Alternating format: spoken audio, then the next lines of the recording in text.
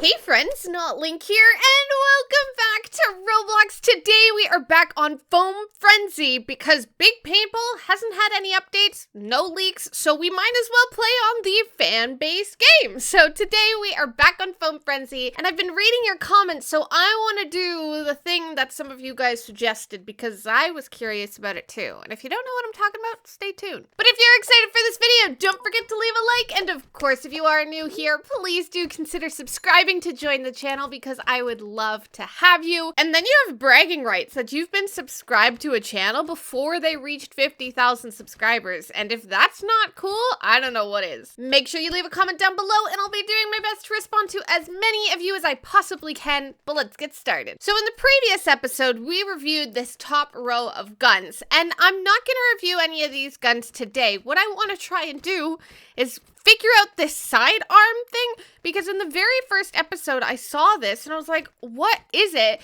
And every time I deploy, I don't deploy with the sidearm, I deploy with the main gun. So I want to figure out how to deploy with it, and then maybe we can go ahead and like test out some of those, which would be option B. So I was reading some of my comments and they said if you press the number 2, Oh, you do get it. Okay, so you have the option to have 2 guns equipped. So I've pressed number 1, so I'm back on the main primary guns. And if you press number 2, you get the little tiny side guns. Oh my goodness, they're so cute. This one, mind you, is really slow, but I guess we could probably do like a little bit of a range test here. So I've grabbed out my default gun and I've got the default sidearm. So this is the default gun going, right? Decent range and everything. It's nothing special. And then if we switch to the sidearm and do the same thing, okay, so the range is relatively similar, but I'd say this one's a little bit like more inaccurate, and it's definitely a lot slower. But should we try and go hit some people with my little mini sidearm? Why is it so tiny? I kind of love it. Oh, I hit somebody.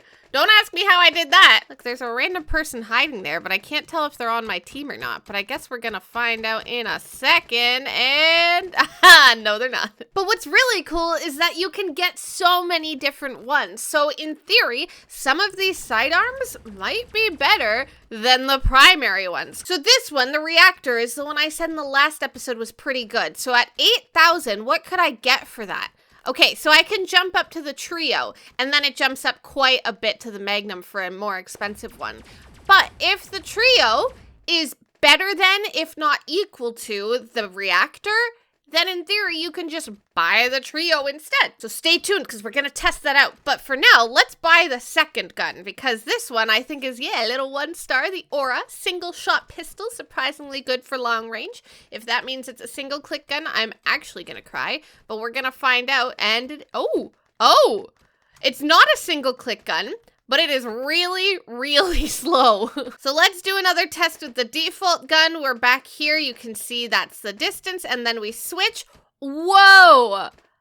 Whoa! Okay, so this one, I guess, would be comparable to, I'm not sure the name. Let me check that for you. This one, the hand cannon, because this one was a single click gun, right? So this is more expensive, but let's equip these two and compare them, because if these are the same, why buy the hand cannon when you can just get the sidearm? So let's do a comparison. Okay, so this one, significantly faster, good accuracy and decent range. And if we switch automatically, okay, so this one is great range. It's got like better range than the other one. The accuracy is still the same, but the difference is it is much, much slower. But of course, we're gonna go out and we're gonna take our little baby gun. Why are they so small? Side note, these ones are way prettier. Like, look at this one. This one's blue and beautiful. I think it's so pretty. And wait a second. Okay, all right, listen, I'm not great at accuracy. This is why I say spray and pray all the time, because I can't aim. Oh, blue finally took the hill. Okay, well, we should probably deal with that with the assistance of my baby gun. Come here. Where'd they go? All right, you instead, you wanna, okay, maybe this guy. I can't. He moves too much. Quit moving. So now I think it's time we compare the trio gun to the gun we thought was going to be relatively comparable. So let's take that one out by this bad boy. It's a single star gun, but you never know. So we're going to go in our little corner. We've got a reactor gun. First of all, Why? Oh, the range on these things. Terrible, but good accuracy. And then we switch to this one. And, okay. So it's a single click gun. How fast can it go? Let me just speed.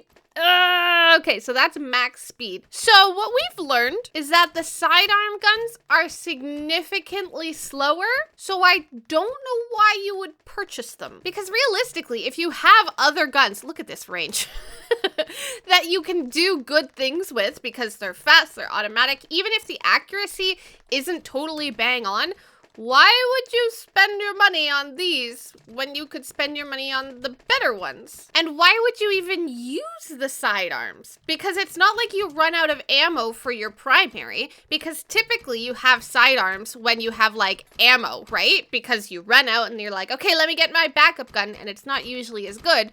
But if these guns don't run on ammo, what's the point of a sidearm? Now, I'm not gonna lie, I'm tempted to buy the Roundup. And it's the most expensive one. And it says the ultimate sidearm with outstanding performance. It's got 5 stars. But is it worth it? You know what? I think it is for the sake of the video. So let's see if this is actually worth the purchase or if you should just stick with the normal guns. Here we go. So we've got our little side gun and it's so pretty. I love how these ones are like blue and beautiful. Now, let's hope. Oh. Okay, so this is a lot faster, a good range, and no, like, accuracy problems. The thing is, these maps are so large that it's hard to get anyone from across the road, no matter how good your gun is. It's just terrible to get. But this one, you know what, is actually worth it. Now, here's the problem. I don't have anything really to compare it to.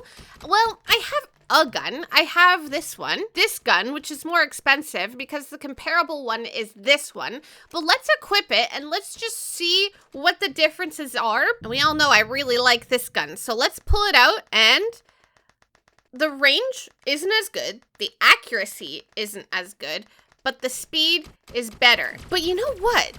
Not by too much. Well, I would say maybe about double the speed, give or take.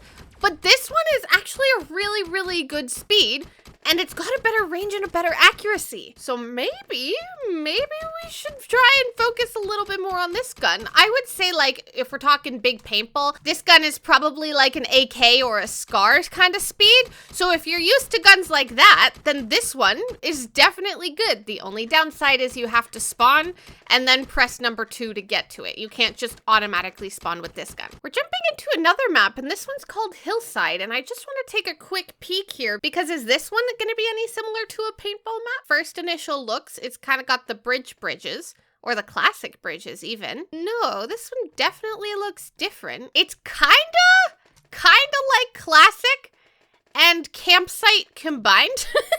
But you know what? I actually quite like this map. Look how cute it is. And it's got all the little houses and such.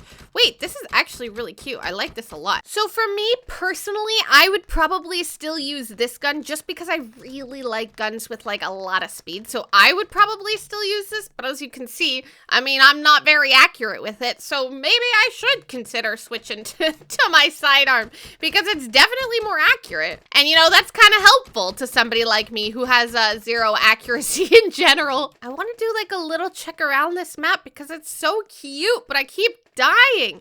Look at this. This is 100% like campsite and like bridge. No, not bridge, classic. Because it's got like the castle looking thing, right? But then you also have the hill, which is like campsite, and it's King of the Hill, so it's the same vibes. I like this map. Oh man, this one's really pretty actually. I've been thinking. I said that I might use this gun more often, but I would probably use this gun more often if this was big paintball. But because this is Foam Frenzy, and let me clarify the difference here, okay? Foam Frenzy has significantly larger maps. So range is super, super, super important. And if you don't have range, you're not gonna get many kills because you're just gonna be aiming so high in order to try and get anyone. Whereas it seems that these sidearms have much better range. Now, would I buy any of the first few that I just tried out? Probably not. But would I buy this Roundup and use it consistently? Yes. Yes, I would. So moral of the story is I literally have no idea why we need sidearms because it's not like we run out of ammo, but I'm okay with it because I actually quite like this gun. Don't forget to leave a like, subscribe if you're brand new, and I'll see you in the next one. Bye now.